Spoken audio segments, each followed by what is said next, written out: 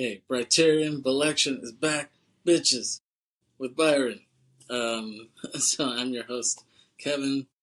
This is my friend Byron. What's up? And we're gonna do a little potpourri of topics today.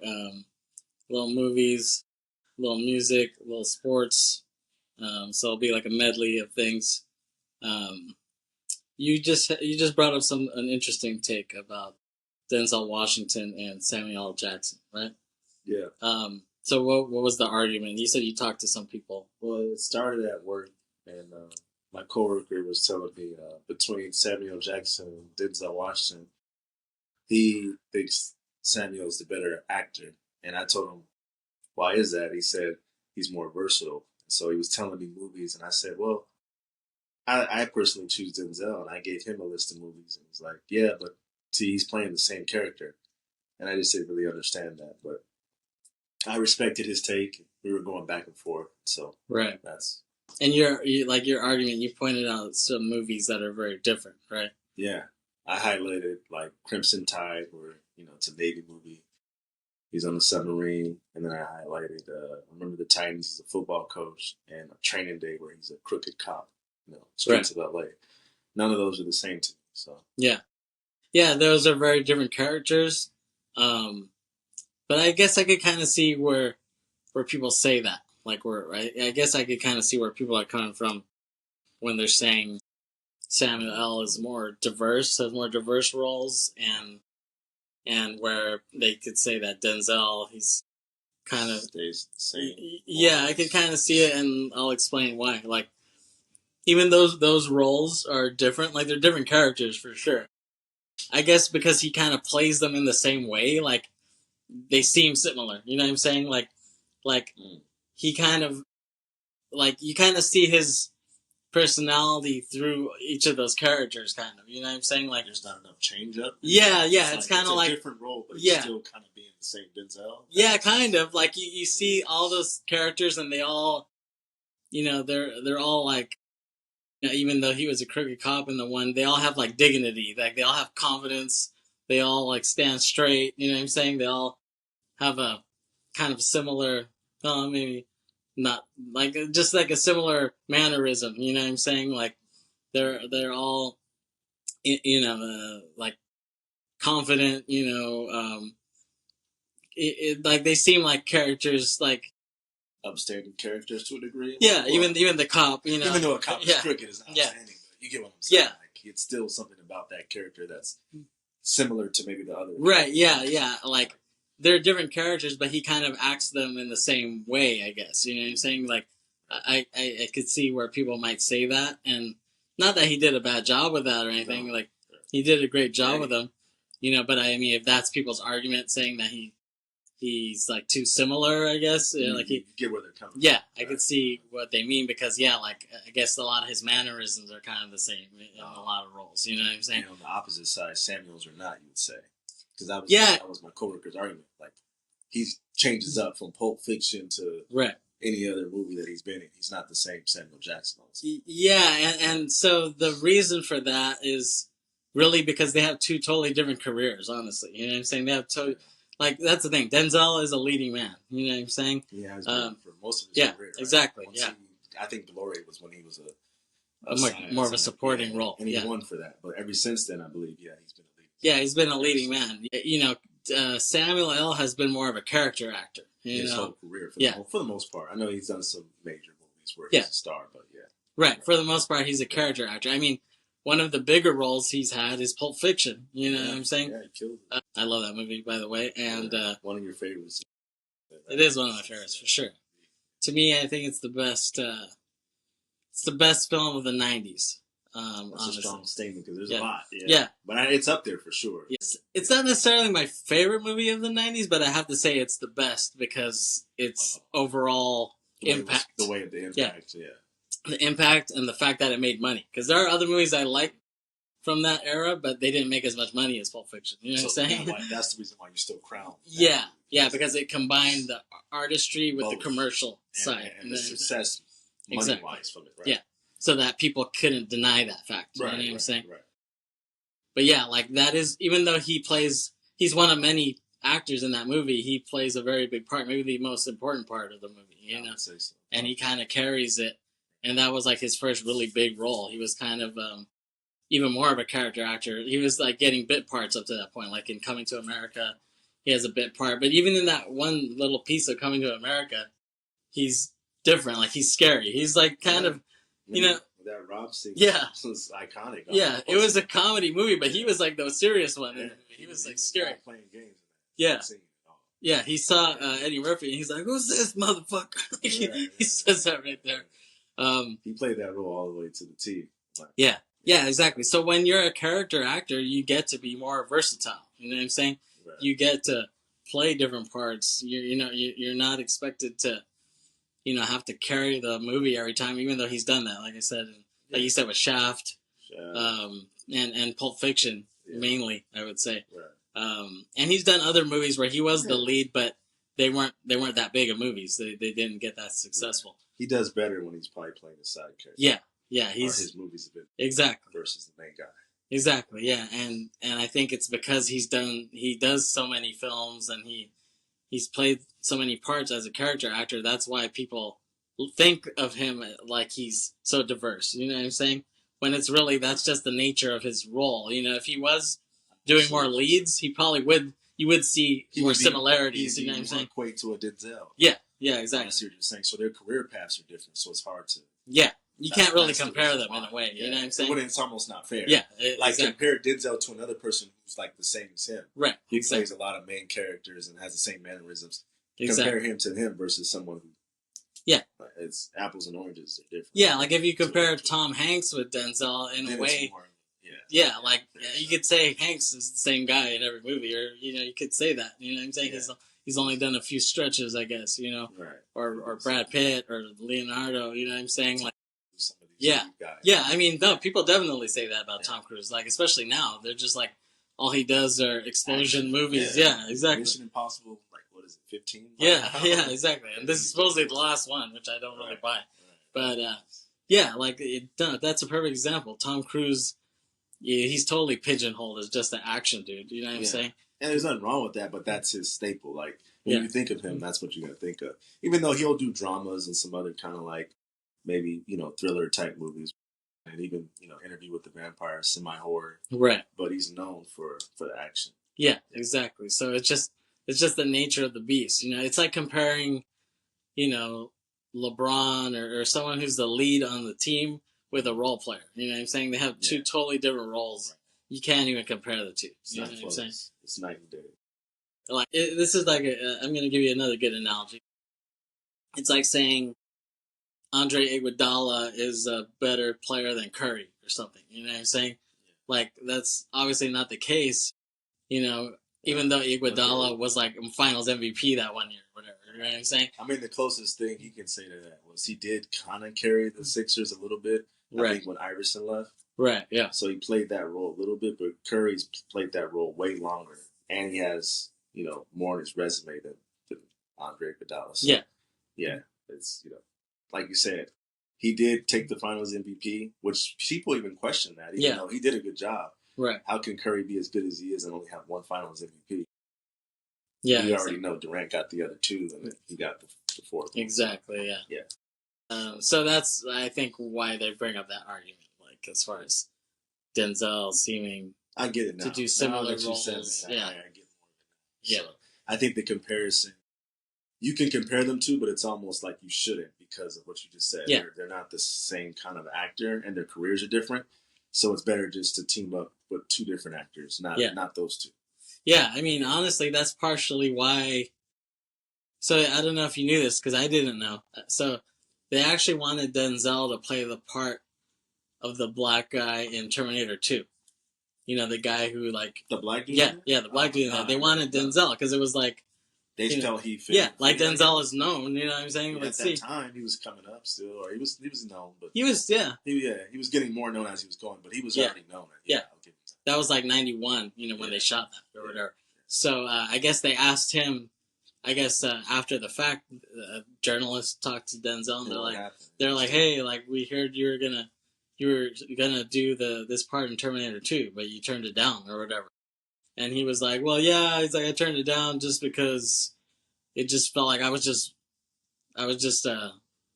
breathing heavy and scared the whole time. That's what he said. That's why he turned it down.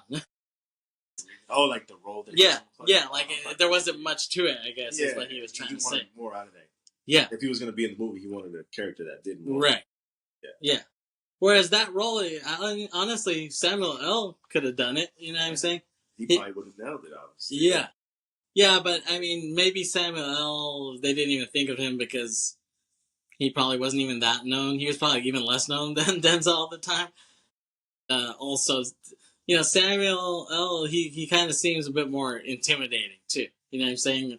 Like, the guy in this movie, he kind of gets jerked around a lot and kind of, you know, he gets intimidated by Linda Hamilton and Arnold, you know what I'm saying? So, it's kind of hard to see Samuel L. in that type of position, you know what I'm saying? Because he is a, like, imposing presence, as you've seen in Pulp Fiction, you know? So yeah, now that we've cleared up that Denzel versus Samuel L. debate, you brought up earlier Joey Badass is trying to come back on the scene, right?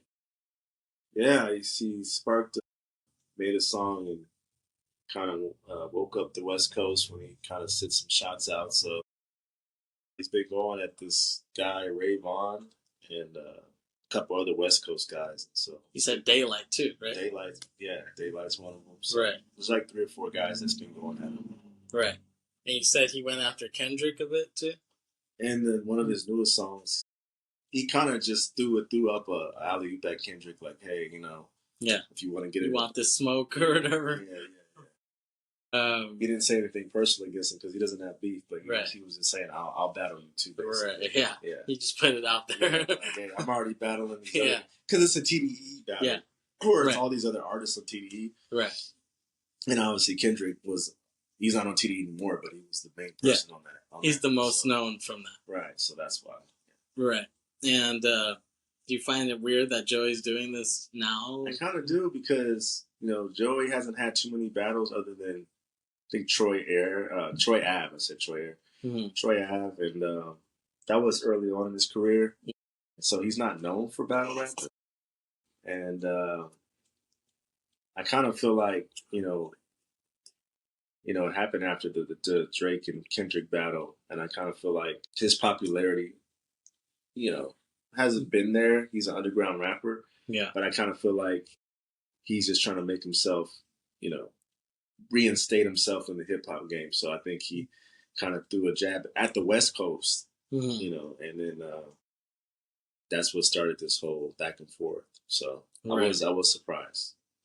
Yeah, no, I think it's kind of weird because to me, it's like kind of a little too late for him to start jumping in the battle rap arena and like, you know, because you're already a seasoned vet. You know, he's been rhyming since 2012 or something like that. And I think he started very young. Yeah, he was like 17, and now he's 30. So it's like you've been in the game 12, 13 years, and for you to try to do this now, it just seems a little like off. Like it doesn't seem like it's fitting you. Seems very odd. Like it's a little too late to try to. Like at this point in your career, why would you try to do that now? Yeah, He should have honestly, if he was going to do stuff like this, he should have done it. Way earlier. Yeah, even when he just first came out. You know what I'm saying? Because then people can buy it. Yeah, exactly. They'll be like, "Oh, okay, he's cut from that cloth." Doing it now, it's like people already see you for what you are. So if you're trying to do something that's different, they're gonna look at you a little like, "What the heck? Like, what's?" Right. It's hard to buy into. That's how I see it. Yeah. And also, just like, you know, when you're young, you can make mistakes. So even if he did a battle that you can still have time sideways, to clean it up and make a mistake and come back. He could always be like, "Oh, I was young and stupid." You know what I'm saying? Whereas now it's like he doesn't really have any excuses. You know what I'm saying? You can't use that young part because you're not that young anymore. And you've been in the game a long time too. In the game, you're young, but you started young, so you're really a veteran. Right now. You know, I mean, I'm a big Joey fan. You know, I think we saw him twice. Yeah, we've seen him a few times.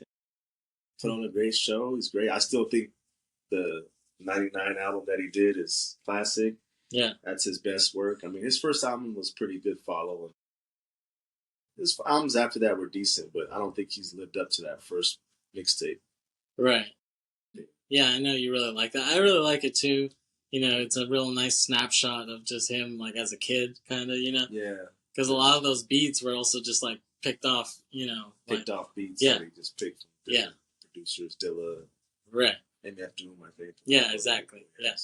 So It really has this young energy. I mean, I actually really like his first album, Before the Money. I liked it. Yeah. I think it's slept on. I think it's better than people probably give it credit for. Yeah. Some people. Yeah, and then his next album, All American Badass or whatever, he went in a totally different direction, and I didn't really like it at first because it was so different. Yeah, change. Yeah. For him it was, right? But then just the more I listened to it, the more I got into it. And I also really like that album too, even though it's very different from the first one. It has totally different production, but like when you actually think about it, he was spitting kind of deeper lyrics on that album, on the second one. So he was going at Trump. Yeah, because it's American Badass. Yeah. So on the cover, he's got the flag. American KKK, So like the Ice Cube. So he was really going at the system and the government. Yeah, president. It was a little deeper on that album. Yeah, and that's still relevant now because he's the same president. You know what I'm saying? Yeah. So you can still play that because it's funny because I was playing that the other day. I was playing it for my coworker, and he thought it was like a new song. You know what I'm saying? Because he was saying it shows you how current it is, right? Yeah, because he says like, if you got the nuts saying fuck Donald Trump, he says a line like that or whatever. And my coworker kind of laughed at that, and I was like, "Well, this is old. This is from his first presidency. You know what I'm saying? This isn't from his new one, but it's still relevant. Play it because Trump is currently our president. He was then, and he is now. Exactly. So it's kind of interesting. Yeah, I mean, I would love Joey to be huge because I think he deserves it. Like he has that skill. He's one of the greatest rappers of all time to me. Like in the sense that just his ability, just his like spitting ability. Is some of the best I've ever heard. Right. Bars. Yeah. Wordplay. And I mean, if you haven't heard Joey, listen to his first album. Listen to. I will start there. Yeah. Sure. Don't listen to the newest stuff. Listen to when he started. Yeah. Listen to Before the Money. Like he spits some crazy shit on there. I think you compared it with Rakim, or was Yeah. I'm glad you brought that up because I've compared him to me. He's like lyrically, he's kind of like Rakim meets Jimi Hendrix, like in the sense that like, Rakim obviously he just had this like poetry, how he spit, you know what I'm saying? And so that's where he reminds me of Rakim in that sense. Like I feel like Joey shares that type of poetics that Rakim had, but he reminds me of Jimi Hendrix in the sense that like Jimi Hendrix would play when he played guitar, he could bend notes. Like he might play notes that were wrong, but he would bend them into fitting the scale. He would bend the note so much that it would like fit something that's the key. Not supposed you know what I'm saying? He made it fit into exactly. And so I feel like Joey does that when he spits. Like when he makes words. Yeah, he makes words that don't rhyme. He somehow melds them and makes them rhyme. You know what I'm saying? That's a talent because you don't see too many rappers. I don't No, think with that. You don't. Maybe you see it a little more now from people, but I feel like he's the first person that I really heard doing that and doing it at such a young age. You know what I'm saying? Even more impressive. So yeah, I've said that. I've used that before. He's like Rakim meets Jimi Hendrix when he spits. So yeah, I hope Joey can raise his profile out of this. We'll see what happens. We'll see. Yeah, we're still looking on at Joey and seeing maybe it's the best. Is more is yet to come. I'm not gonna say the best, but more. I mean, he's battling, and maybe we'll get another album out of him. I'm pretty sure he's doing a lot of music with these disc records, so I'm sure he's not done as far as with his catalog putting on movies. Yeah, exactly. So as we're recording this, we're seeing Minnesota versus OKC Thunder Game 1, Western Conference Finals. How do you feel about how the playoffs have been so far? I think it's interesting that all the old people, that all the seasoned people, seasoned teams, seasoned players are all out. Boston won last year. They're out. LeBron and Steph, they're out. They're the old vets. And even like the second string, like Joker is out. They just won a couple. Giannis is out. Yeah. So just to see these four new teams, obviously Minnesota and Indiana, they were both in the conference finals last year, so that's cool to see them get back to it. Yeah. but we're going to see a new champion.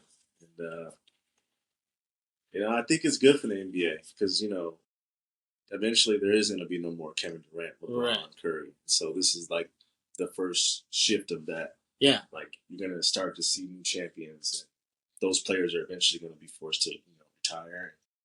We'll have new blood taking over the NBA, which I think the next question is who's the face? And a lot of people are saying it's Anthony Edwards, but I think he has to win a championship, in my opinion, before.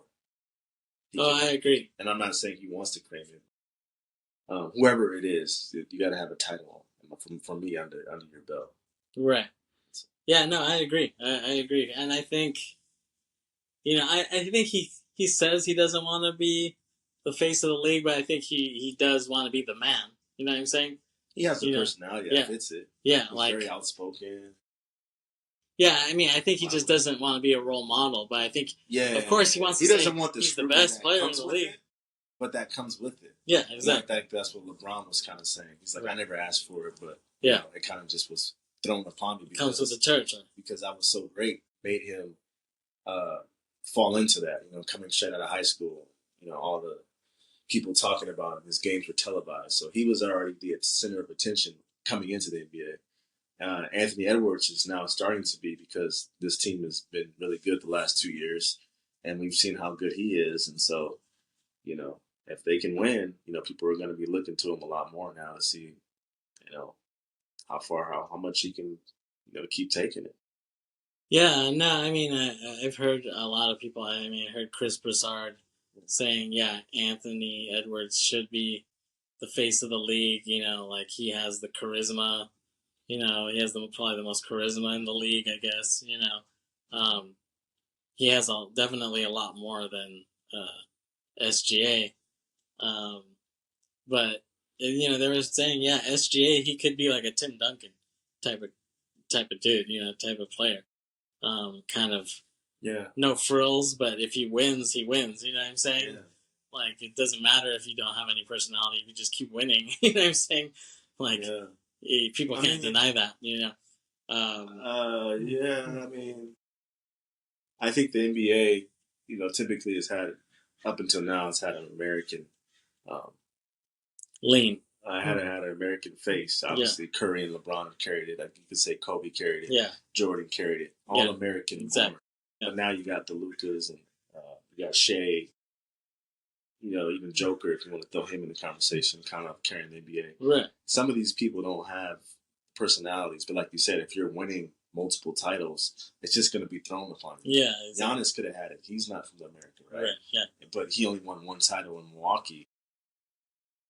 He's vocal a little bit, but he's not as charismatic. Kawhi Leonard, if you want to go back a few years ago, I thought he would have it. He was very quiet. Yeah. So, it's hard sometimes to have the right blend, but I think the closest person to have the right blend is probably Edwards. Shea is a great talent, but he's more reserved as far as, at least so far as commenting and speaking on stuff. Right. Anthony Edwards is a lot more, talkative. You see him out. So. Yeah. I think in the East, I'm rooting for the Knicks. I really would like the Knicks to win it all. They haven't won in a very long time. New York is the biggest market. I'm saying that's crazy that they haven't won. Yeah. It's so long. I think sports are good when the big markets are thriving. Lakers are out, which is the second biggest market. Right. So New York would be the other one, and they're one of the 4 teams. Yeah. We were saying earlier, not since 1973, they haven't won. Yeah. They haven't been in the finals since '99 with Sprewell. Yeah. Larry Johnson. That was a lockout year, by the way. Yeah. Exactly. And Tim Duncan got his first ring there. That was going back 26 years ago. Yeah. I think they're overdue. And they've had good teams. Carmelo Anthony went there. Yeah. Stoudemire. And they had Porzingis initially. And even a few years ago, even before Brunson. Yeah. And they just haven't been able to get over the hump. Right. R.J. Barrett was there. He was supposed to be good. And then all of a sudden, Brunson is there. Yeah. And I think he's the perfect fit. And the funny thing about Brunson is, for people that don't know, his dad is part of that organization. He's on the staff. So I think that's partly why he went over there. Yeah.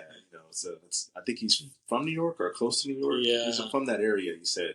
So, It's a homecoming. It just fits him. And, he gets to play with some of his old teammates from Villanova, Josh Hart. Yeah, exactly. DiVincenzo, when he was there, Yeah. they traded him to the Timberwolves. Yeah, exactly. And so, I'm happy for the Knicks. And Stephen A. Smith, he's the big...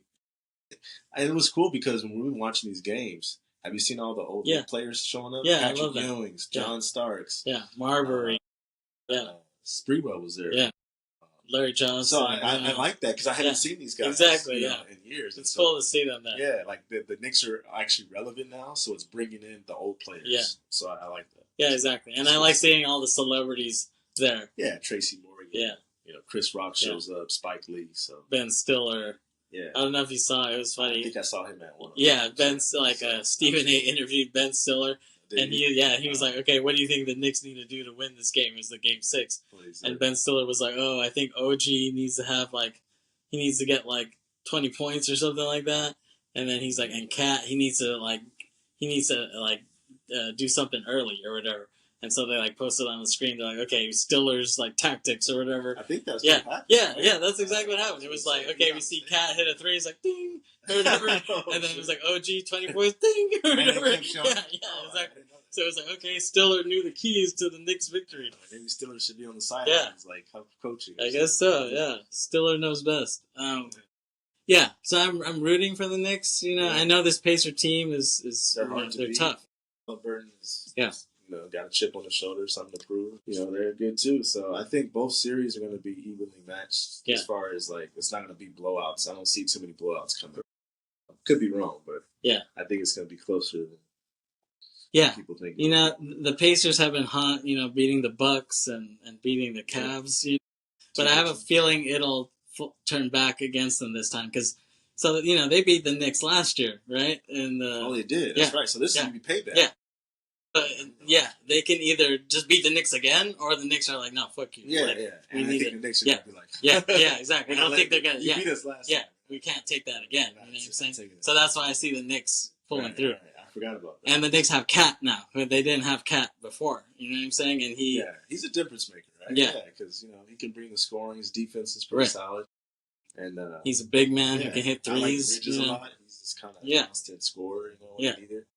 They have hard-nosed dudes, too. Yeah. Like you said, OG is great. They have an overall good roster. Who has home court, though? Not saying that should make too much of a difference, but I forget who has home court. I forget, too. I mean, what's the seeding? I think the Knicks do. Because I think they were 3-4 or something like that. Okay. Whoever has the higher seed has it. I guess the Knicks. I think the Knicks do, but it was barely, But and I mean, and somehow the Pacers were able to beat them last year. But I think this is going to be different. You know what I'm saying? You can feel the steam rolling on the Knicks side. You don't forget losses like that. So I'm pretty sure that still stung them all last summer, and now that they're playing in the game, they're nah, it's revenge time. Yeah. I think Brunson's ready. Yeah, and I could see Brunson being the face of the league. If the Knicks win, you're going to see Brunson everywhere. You're going to see him Nike. You're going to see this crap everywhere. You're going to see him doing this. Oh, that's his thing, right? Yeah. They're going to market him. Yeah, you're going to see this shit everywhere if they win. He does it, but now he'll be in commercials. Yeah, you'll see him at McDonald's doing this, Wheaties doing this, Nike doing this. And to this day, I'm like, what the hell is that? I'm like, why does he do that? Yeah.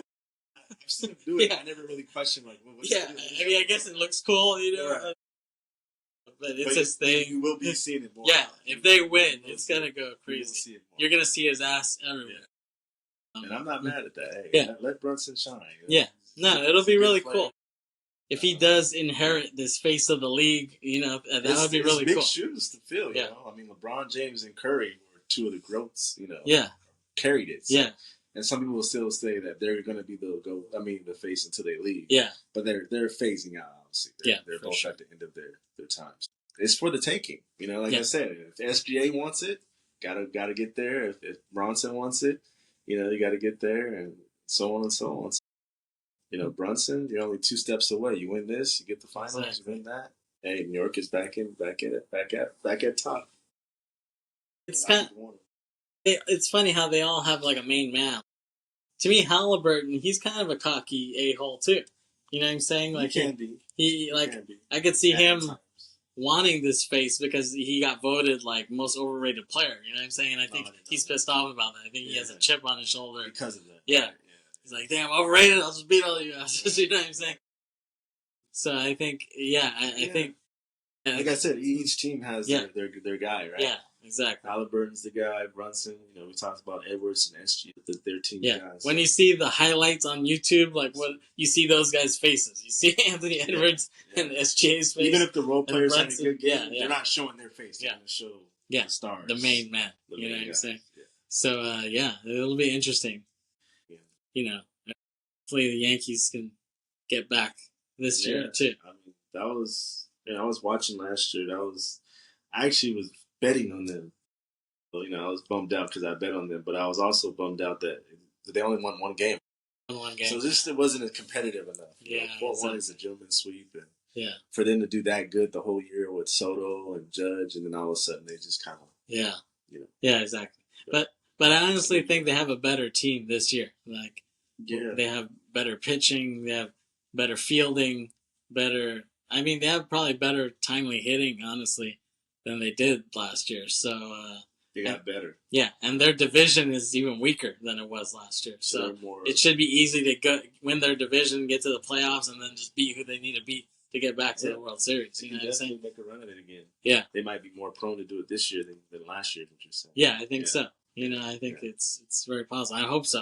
You know what I'm saying? It sucked because that Game 5 that they lost. That was on my damn birthday. You know what I'm saying? So all days, right? It was a pretty shitty birthday present. Yeah. You're like, that's all I really wanted, right? Yeah, exactly. I got, what I got. But that would have been the best birthday present. But hopefully this year these guys can pay me back. Yeah, with a they kind of good birthday owe present you for that, right? Yeah. So yeah. Yeah, exactly. All right. Thank you, Byron, for joining me on this Briterion Medley random episode. Yeah. It's always a good time doing it. So, till next time. Yeah. We'll see you. All Peace. Right. Late. Okay. Cool.